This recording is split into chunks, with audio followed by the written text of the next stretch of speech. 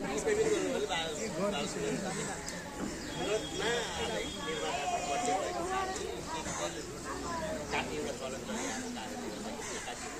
निर्माण टिमले सबै म्यानेजमेन्ट टिमले एउटा शुभ कार्यमा यो पनि एउटा शुभ कार्य हो।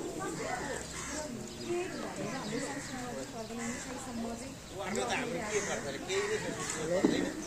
लौदा भनेदेखि त यो बर्थडे मनाउनु चलन थिएन। अब अहिले केक नकाटिकन त बर्थडे हुँदैन। एउटा यो सेलिब्रेसन भएको कारणले गर्दाखेरि यो एउटा जन्मदिनको सेलिब्रेसन अब यहाँ यो यत्रो तपाईँहरू मिडिया कर्मी यति राम्रो प्रोग्रामको अगाडि नकाटेर नानीमा बोलाइहाल्नु नि अर्को माथि फेरि यो मैले गिराएको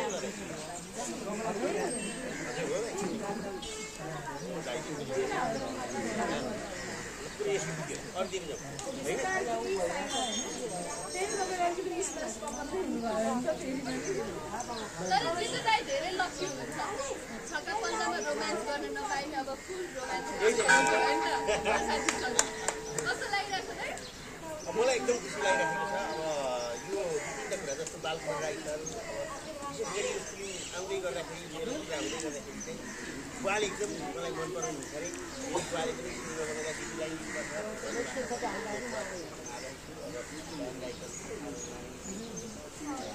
सबै यति एकदम खुसिलाइरहेको छ। वर्षा दिनको यो पछि झरेको मैले अघि अब अरू कार्यक्रममा त हामी सबै भइरहेको हुन्छ क्लियर गर्नुपर्ने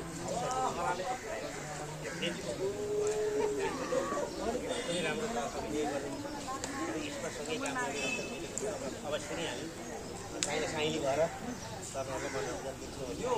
यो जसमा जिरुदाईको जीवनशैली र फिल्मलाई जोडेको प्रश्न गर्छु।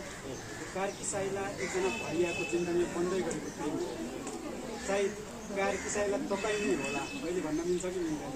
यसो हो भने तपाईँले अहिलेसम्म भैयाको रोलमा खेल्दै गर्दाखेरि अहिलेसम्म व्यक्तिगत जीवनमा सबैभन्दा धेरै कति केजी भारी सँगै पुग्नु भएको छ? गजब। म सिन्धुपाल्चोकमा म गाउँमा घाँस दाउरा मेला पाता गरेकै मान्छे हो। म मेरो घरमा धेरै भारी बोकेको छु। मैले अब उमेर अनुसार बोक्छु।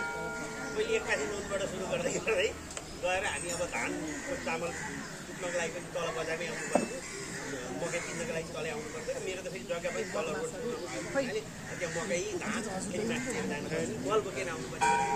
बोकेँ होला 30-40 किलो मजाले बोकेर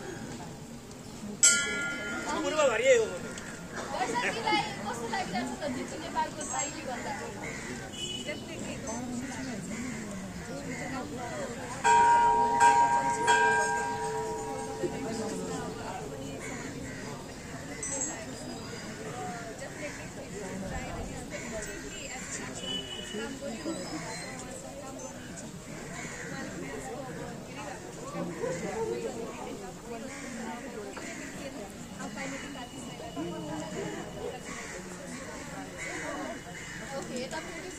जन्मदिनको शुभकामना। अनि कस्तो लागिरहेछ माहौल अनि अब कार्की साइलाको के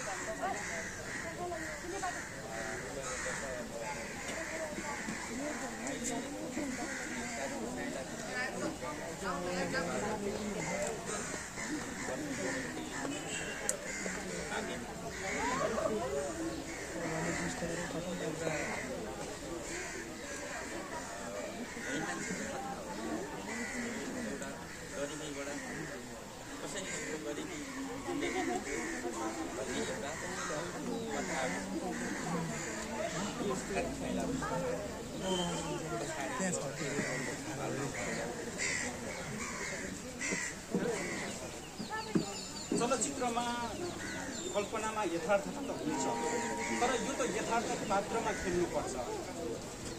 यसलाई चाहिँ यथार्थ पात्रमा आफूलाई चाहिँ हालेर खेल्दाखेरि चाहिँ कस्तो हुन्छ? अब एकदम टिपिकल गाउँमा चिताङमा पनि रहनु भएको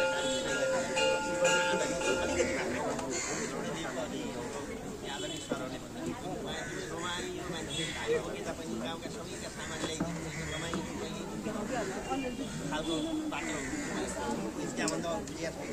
अहिले मैले अब यो मुरतै घर अब सुटिङमा जाने फ्लोरमा जाने पनि बसाइदिनु पनि गेटअपहरू के गर्ने अब सकभर एउटा आज कलाकारले डाइरेक्टरले भनेअनुसार लेखकले लेखेअनुसारको एउटा भूमिकामा प्रस्तुत हो हामीले फिल्मतिर यो फ्लेभरमा यो फ्लोमा चाहिँ तपाईँले डायलग बोल्नुपर्छ यसरी गर्नुपर्छ भनेर उहाँले भन्यो उहाँले भनेअनुसार किनभने निर्देशक भनेको निर्देशन गर्ने यस कारणले यो सिनेमा बन्यो त्यस कारण उहाँको निर्देशन अनुसार लेखकले लेखेको भावअनुसार त्यहाँ भएका पात्र अनुसार हामीले आफूलाई ढालेर गर्ने हो र मलाई चाहिँ पछिल्लो समय म आज कमेडी भन्ने बिर्सिनलाई यस्तोहरू लाग्छ कोही कार्यशाला कुरा गरेर अझै मैले पढेँ यस्तो भाष लाग्यो मलाई यस्तो अब त्यो चिन्ता घटना धेरै कुराहरू पनि छ एउटा भैयालाई पार्ने प्रभाव त्यो घटनाले पारेको प्रभाव पनि छ एकदमै इमोसनल पनि छ भावनात्मक पनि छ रौनी छ अनि म फेरि गीत नेपाल होइन के आएको यो मलाई जस्तो पनि लाग्यो म सकला त जस्तो पनि लाग्यो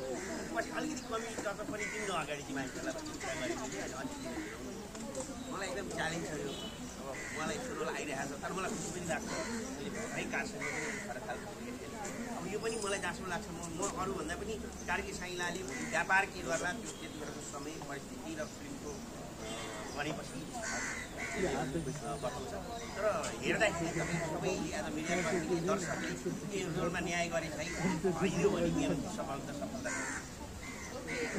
अब अहिले साइला काइलाहरू त हराउँदै गएको छ नि सकेसम्म जेठा हुन्छ नि कान्छो हुन्छ नि त होइन तपाईँलाई चाहिँ जेठो माइलो साइलो यो काउन्टिङ हुन्छ नि कतिसम्म आउँछ म 6 जना दाजुभाइ मेरो 6 जना 5 जना दाइ र एउटा दिदीपछि म कान्छो गराउँ मेरै मान्छे माइलो साइलो काइलो खाइलो दाइ मलाई चाहिँ सबै आउँछ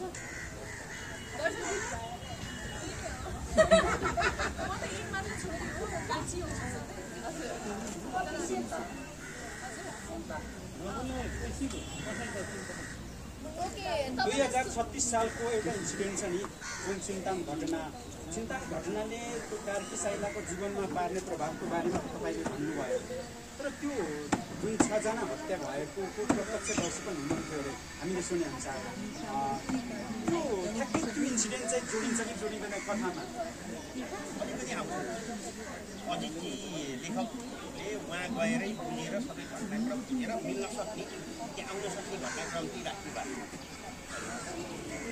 त्यो पञ्चायतकालीन समयमा हुन त इतिहाससँग जोडिन्छ यथार्थ पात्रसँग जोडिन्छ भएकोले धेरै घटना त सबैलाई थाहा भइसकेको किनभने यथार्थ भएपछि धेरै कुरा आइसक्छ अगाडि नै त्यो घटनापछि उसलाई गरेको पञ्चायतकालीन व्यवस्थाले उसलाई गरेको प्रभाव त एउटा बाटो हो तर उसले आफूले भोगेको जुन साइकोलोजिकल हुन्छ नि त्यो बाटोमा चाहिँ कति डुब्न सकिन्छ एक दोस्रो कुरा त्यो त भुइँ मान्छेको कथा हो भरियाको कथा हो त्यो यो बेला अहिले त सबै चिज अहिले प्रविधि र विकासले विस्थापित गरिसकेको त्यो चिज त एकादेशको कथा जस्तो एकादेशको कथा भइसक्यो अहिलेका युवाहरूका लागि अहिलेका जेनेरेसनका लागि अब दर्शकले कतिको स्वीकार्छन् त्यो कुराहरूलाई चाहिँ एकादेशको कथा जस्तोलाई कति रुचाउँछ त्यो भनेर अब टोटल केही घटनासँग मात्रै आधारित नहोला मलाई लाग्छ त्यो त एउटा त्यो बेलाको भएको हुनाले त्यो बेलाको पात्र भएको हुनाले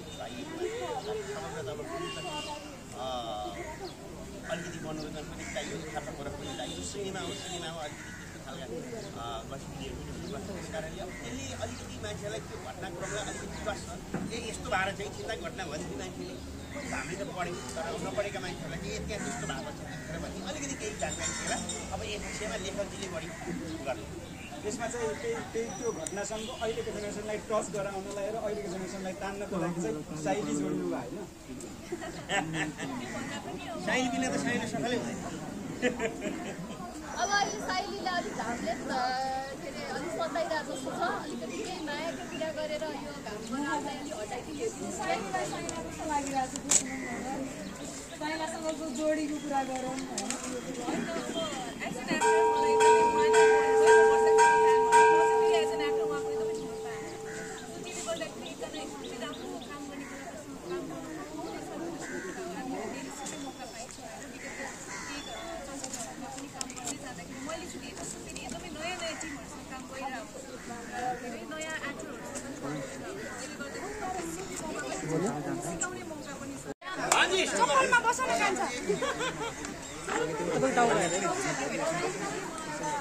I'm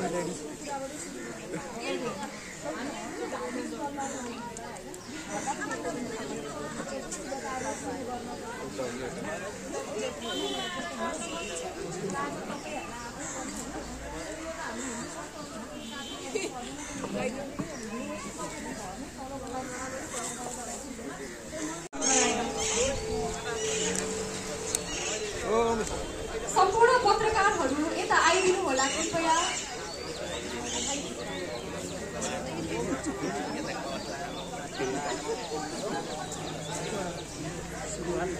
सबैजना अब यतातिर आइदिनु होला। अब यताबाट खिच्नुहुन्छ।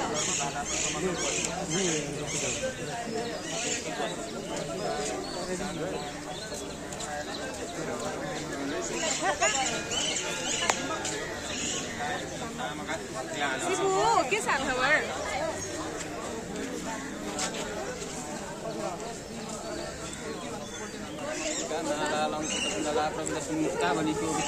ज्ञानविधान पुस्तकधरी रुद्राक्ष मालाधरी वाग्देवी वदनाम देवस्मिते त्रैलोक्यमाता श्रीमुखं करुतिवाचालं पङ्गुलं घटिगिरिनाथं वन्दे परमानन्दमाधवं।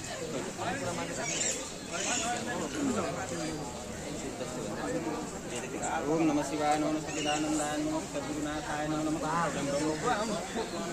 सर्वबाधा प्रशमनं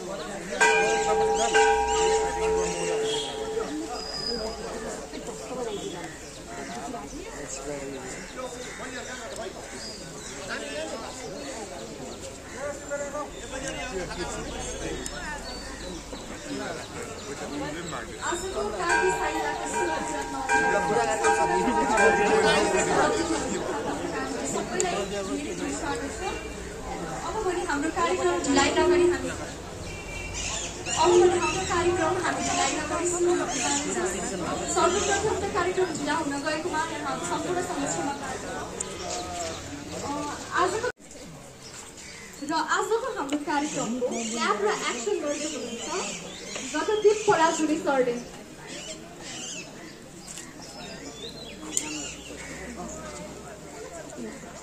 clap action, sorry my mistake, clap र एक्सन गर्दै हुनुहुन्छ जनदीप पराजुली सरले र मुरत सर्ट गर्दै हुनुहुन्छ सुशील पोखरेल सरले। कृपया जोरदार ताली बजाइदिनु होला।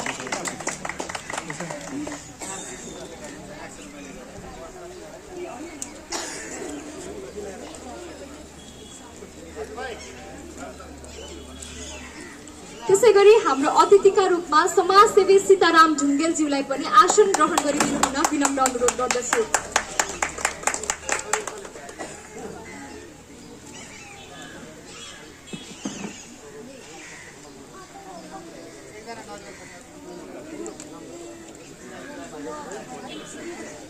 त्यसैगरी अतिथिका रूपमा हाम्रो सरोज राईज्यू र मदन राईज्यूलाई पनि आसन ग्रहण गरिदिनु हुन विनम्र अनुरोध गर्दछु।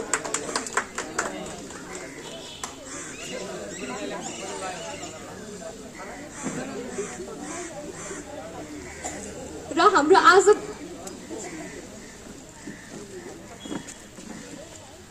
र त्यसैगरी अतिथिका रूपमा आसन ग्रहण गर्नुहुन केशव राईज्यूलाई पनि विनम्र अनुरोध गर्दछु। ताली पुगेन ताली।